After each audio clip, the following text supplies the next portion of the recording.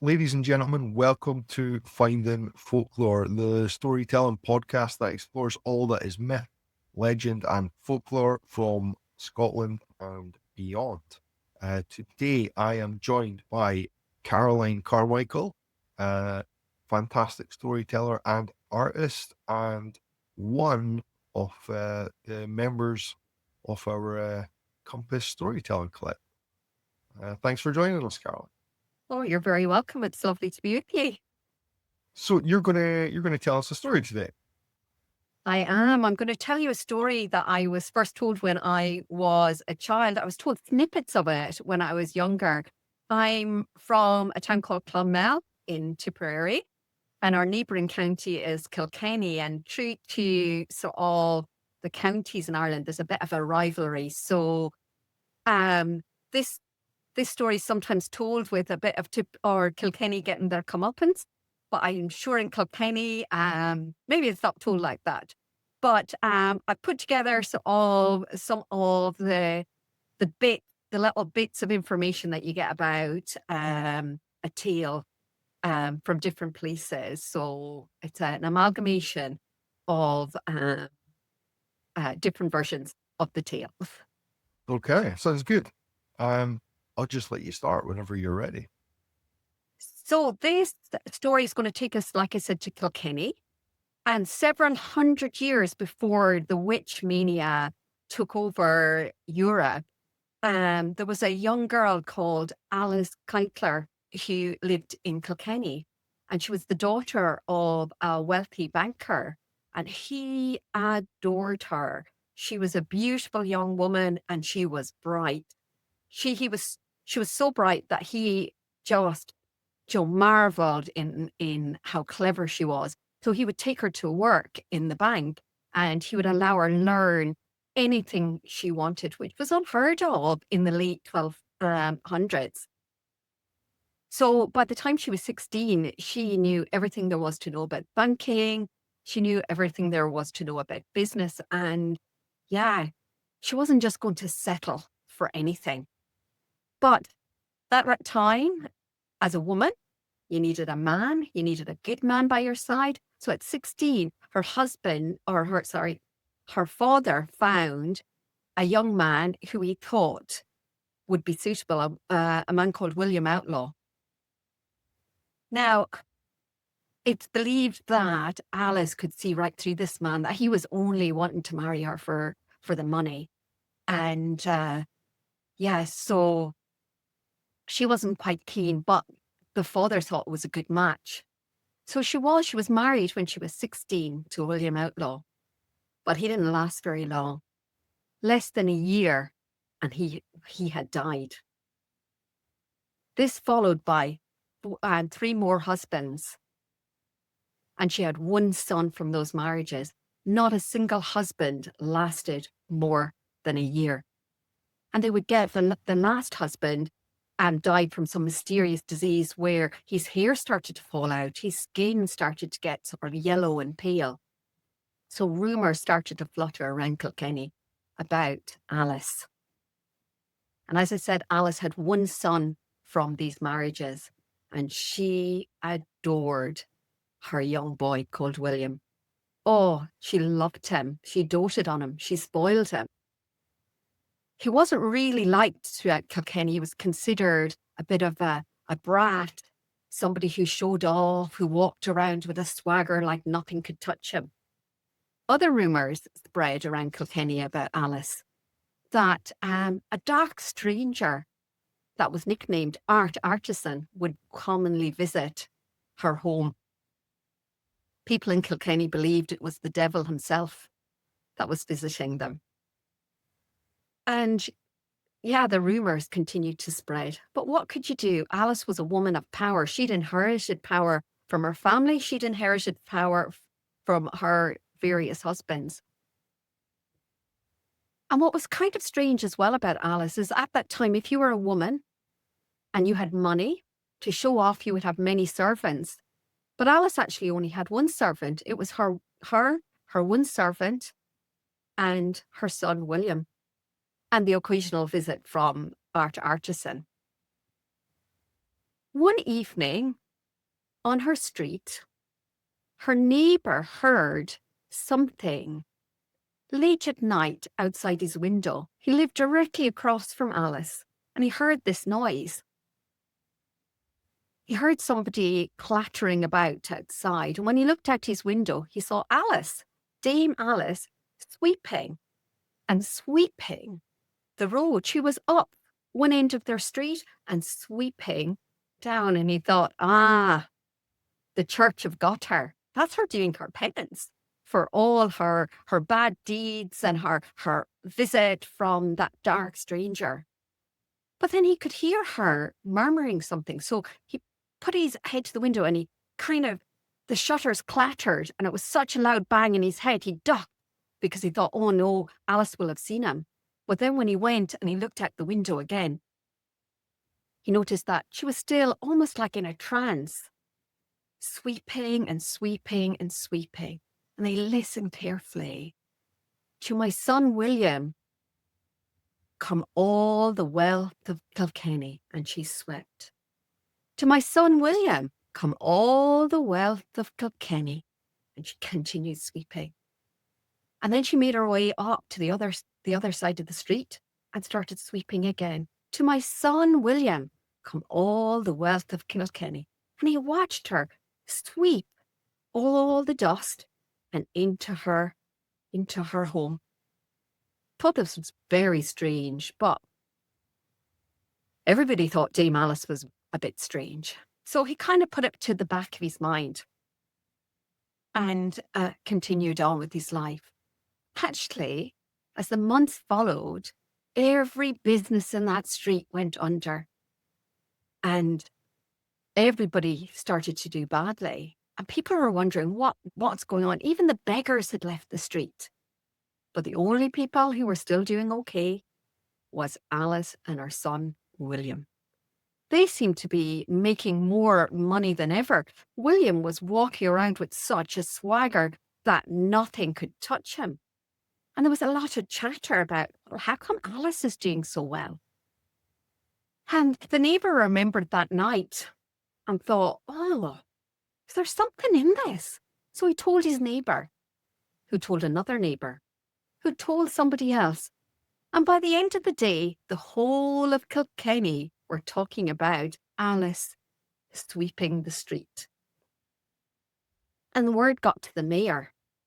And when the mayor heard, he went, oh, goodness, Alice was a powerful woman with powerful friends. He didn't really want to deal with this. He didn't want to go accusing Dame Alice with her powerful friends of anything. So he didn't know what to do. And he thought, well, actually, maybe this is a job for the church. So he sent for the bishop. When the bishop heard this story, he was outraged that he was the last to know, and outraged that such crazy witchcraft was happening in his town. He was a bishop that had been sent from England, and he would often talk about this crazy, barbarous land with their crazy beliefs. So he was absolutely outraged. So he sent word. Well, he got one of his people in the church, one of his scribers who would write letters, and he said, we need to send word to Dublin, to the Chancellor himself. But I don't want you to speak to anybody else. I don't want anybody else to know that this is happening. You bring it, and you bring it directly to the Chancellor. So the scriber, he wrote everything down, scribed it all, put it in the parchment, and he headed off on horseback for Dublin to deliver it. When he got to Dublin Castle, they weren't keen on sending such a low servant along to see the Chancellor, but he insisted that the message was from the Bishop of Kilkenny himself, and the message was to be seen by nobody but the Chancellor. On opening the letter from the bishop, John Darcy, the Chancellor, was outraged. Does he not know that this is one of my relatives? How dare he accuse her of witchcraft? How dare he? He was so insulted, and he decided that he would find a way to deal with this. Later that summer, the bishop was called to another parish, and he headed off, packed his stuff, and it was like a holiday to get out of Kilkenny and all the crazy beliefs that were happening. And he set it off for his work in the other parish. He'd not long left Kilkenny when he was ambushed by a group of men. They took him from his horse, they threw him into a little hut and closed the door. The bishop said nothing. He spoke nothing and began to pray. Days and nights went by. He was throwing scraps in. And the people, all they would say to him is, "You dare accuse our mistress of witchcraft? You dare accuse Dame Alice of witchcraft?" And they would throw him some scraps and they would abuse him, and it was just horrible. And for days he spent in that little dark hut. And he prayed. He said nothing. He just prayed and prayed and prayed. And eventually his prayers were answered, because one of the men who'd ambushed him had become overcome with guilt hearing the bishop pray. And late at night, he released the bishop and actually brought him to the highway and directed him home. When the bishop eventually got home, all a little bit skinny from the bits of scraps that he was being thrown and looking really, really scruffy, he got back, and one of his scribers and members of the church met him at the door, took him in, drew a bath, fed him, took care of them. And then they thought, well, this has to be dealt with. We can't let this keep going on. And word was to be sent to Dublin again. But before that, they had decided what they would do is they would excommunicate Dame Alice, her son, and the maid. And a ceremony was set up for this to happen. Word of this reached Dublin Castle. And as you can imagine, John Darcy was furious again. Enough is enough, he said. We're just going to have to deal with this. So he sent his men down to Kilkenny. They took the bishop from his bed and took him to Dublin. In the carriage on the way to Dublin, now Kilkenny by car these days is still a good hour and a half on a motorway. So you can imagine on those little old roads all the way up to Dublin from Kilkenny, the bishop had a long time to think. And he was thinking about all the things that he was going to say to his capture. But he didn't get a chance, because once he got to Dublin Castle, he was just chucked into a dungeon. And he was left there. There were strict orders this time. Nobody was to speak to the bishop. Nobody was to approach him. He was to be kept in the dungeon, food sent in, but nobody was to speak to him. By the 17th night, the bishop thought, that's me. I'm done for. I'm going to die in this dungeon. But on the 18th day, the door sprung open. John Darcy himself, the Chancellor, stood and went, "Oh, thank goodness you're okay, Bishop. We have searched day and night since we heard you were missing. Oh my goodness, I don't know what's happened that you've ended up here." And the bishop was outraged, thinking, oh my goodness, this was you. But before he could speak, the Dean of St. Patrick's Cathedral came from behind John Darcy and went.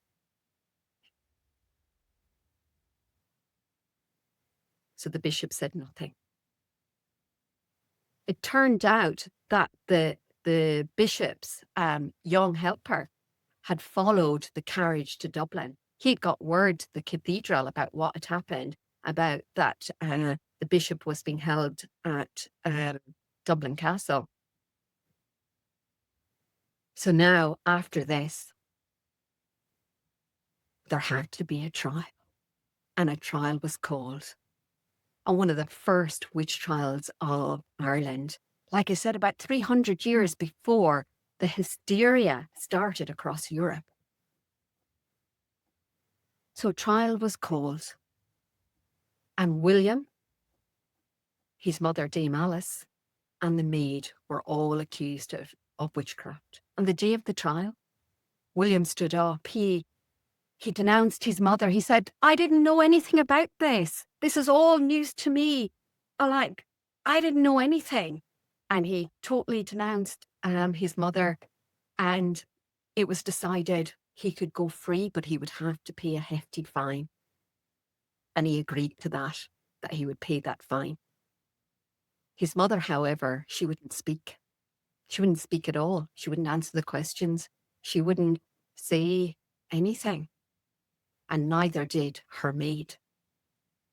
The trial went on for several days, and it was decided that she would be tried as a witch and that she would be burnt. And she was to be taken and imprisoned until that day. As she was taken away from the court, she looked at the neighbour who'd seen her that night, and she smiled and said, don't think you'll live to see me burn at the stake. Sure enough, he went home that night, and in his panic, thinking about what she had said, his heart just stopped. So he wouldn't even see the day of the execution. On the day of the execution, the maid was taken out first, and she was tied to the stake, and they lit. She kept quiet as the heat rose up through her feet. She kept quiet as her dress went on fire. But just in the last gasp of her breath before she died, she let out such a screech that it said that it was heard all over Kilkenny. Next, they went to get Dame Alice. As one of the soldiers reached for the door to open the door, his hand was scalded by the handle. And they were thinking, what's going on? Nobody wanted to touch the door.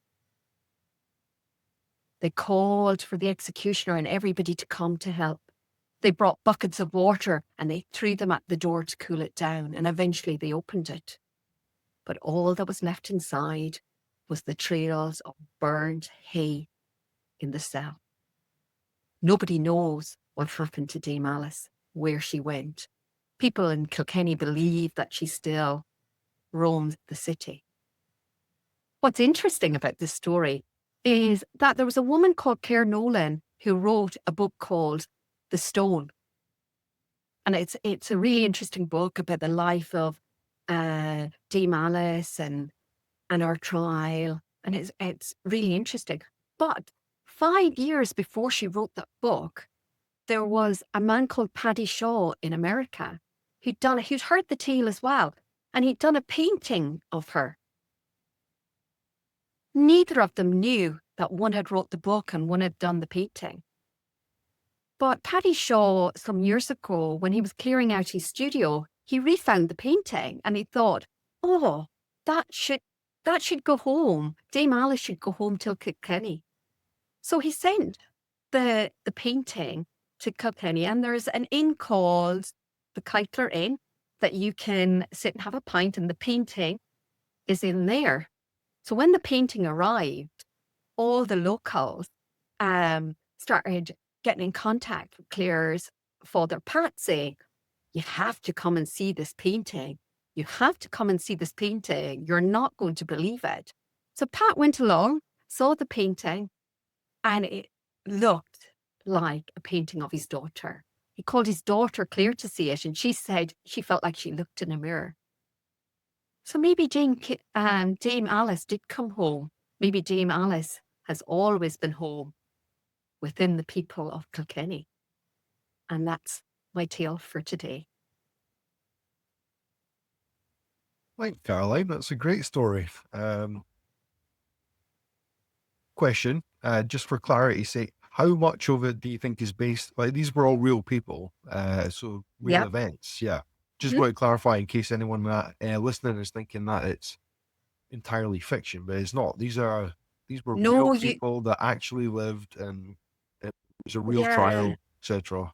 Yeah, No, there was absolutely, yeah, there was a trial. And yeah, all that happened, the bishop, there's probably a little bit of, as stories go and they uh, develop, yeah. there will Fantastical be, elements added, and of course, yeah. yeah, it's But she did disappear from the cell. She was never burned. It was only the maid that burned. Oh, and I forgot an important detail.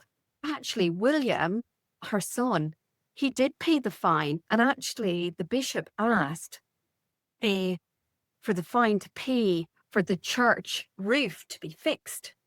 And I forgot to mention this because this is actually one of the great parts of the story that makes people believe that Dame Alice had the final word. So the lead needed replaced on the roof of the church, and he ordered the lead. He ordered extra lead. Wanted it to be a fine job, William.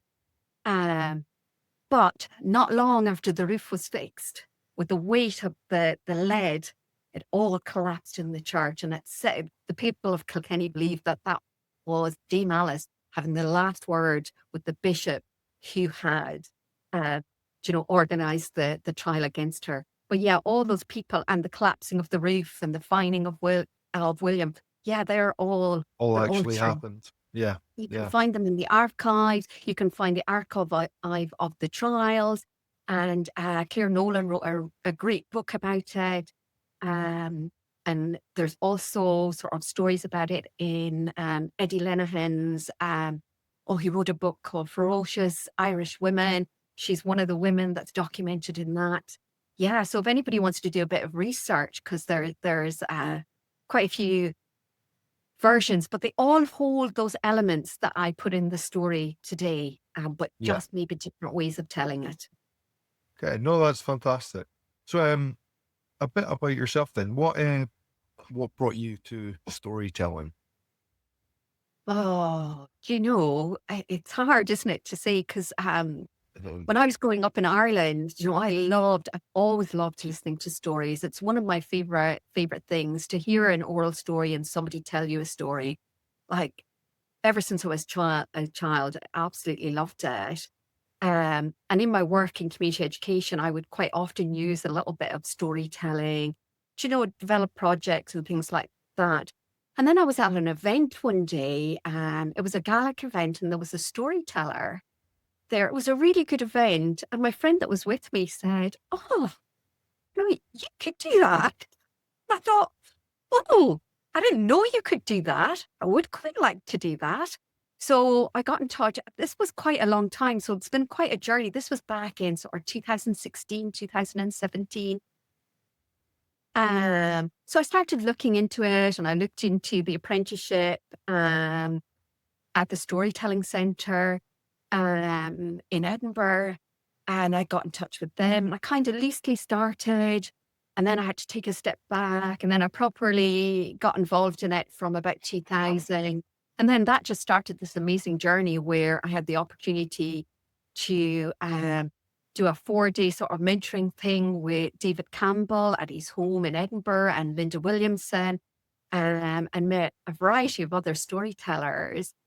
And I just felt like, oh, this is the road for me. I'm loving this. Yeah, and it's a journey that I've continued.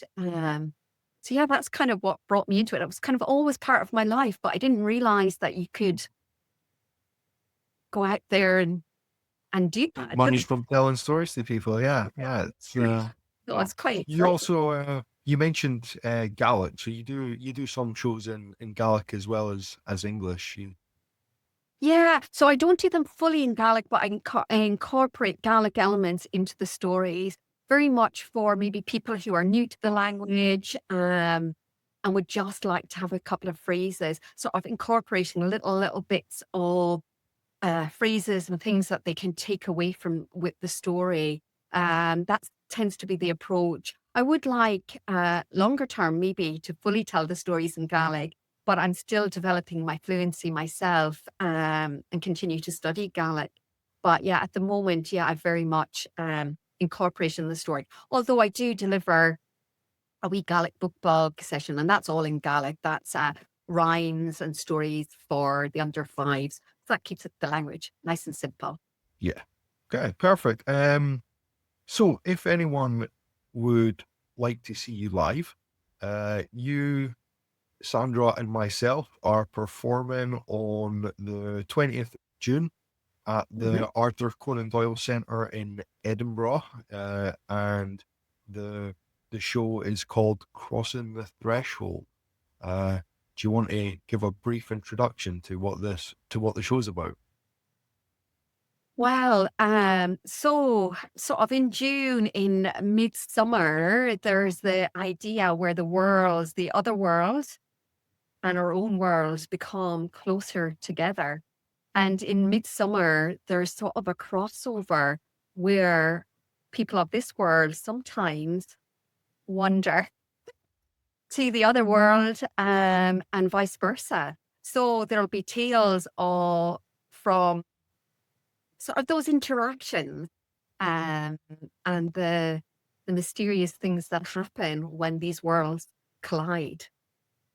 Yeah, it should be a fun show. I'm going to be telling the tale of Thomas the Rhymer, which I have already recorded an episode on Thomas the Rhymer on the podcast. So if anyone's listening and is curious about that story, uh, please go listen to it.